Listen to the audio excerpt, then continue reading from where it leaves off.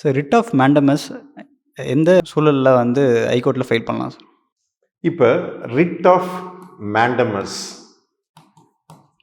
Of mandamus வந்து இந்த writ வந்து யாருக்கு எதிராக நீங்கள் போட முடியும் அப்படின்னா பப்ளிக் அத்தாரிட்டிஸ்.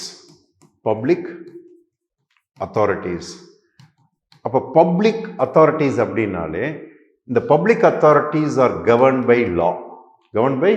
ஒரு சட்டத்தின்படி அவங்களுக்கு அதிகாரம் கொடுத்துருக்கு.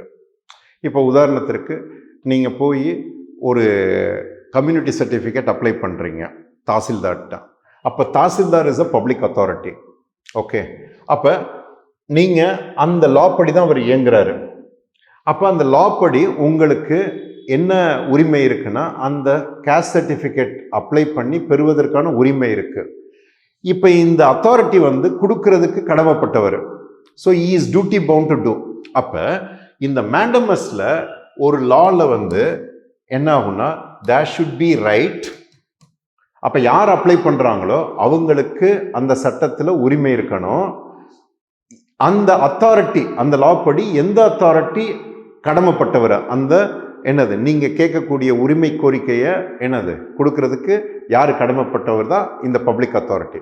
ஸோ அந்த public authority has a duty bound to do it. அப்போ நீங்கள் கம்யூனிட்டி சர்டிஃபிகேட் கேட்குறீங்க, அவர் மறுக்கிறாரு. ஓகே, அப்போ அந்த லாவில் எல்லாமே நீங்கள் வந்து எக்ஸாஸ்ட் ஆனதுக்கப்புறம் நீங்கள் அந்த ப்ரூஃபோட நீங்கள் ஹைகோர்ட்டுக்கு வந்து ஆர்டிகல் 226 மூலமாக ரிட் ஆஃப் மேண்டமஸ் அந்த பப்ளிக் அத்தாரிட்டி எதிர்த்து நீங்கள் போட்டிங்கன்னா ஹைகோர்ட் வந்து அந்த பப்ளிக் அத்தாரிட்டியை டைரக்ட் பண்ணி கமாண்ட் பண்ணி சர்டிஃபிகேட் இஷ்யூ பண்ணுங்க அப்படின்னு சொல்லுவாங்க. எப்போ டைரக்ட் பண்ணுவாங்கன்னா நீங்கள் அவங்கள அப்ரோச் ஏற்கனவே பண்ணி அந்த சட்டத்தில் என்னது எல்லா வாய்ப்புகளும் உங்களுக்கு மறுக்கப்பட்டோன்னே யூ ஹாவ் திஸ் ரெமெடி.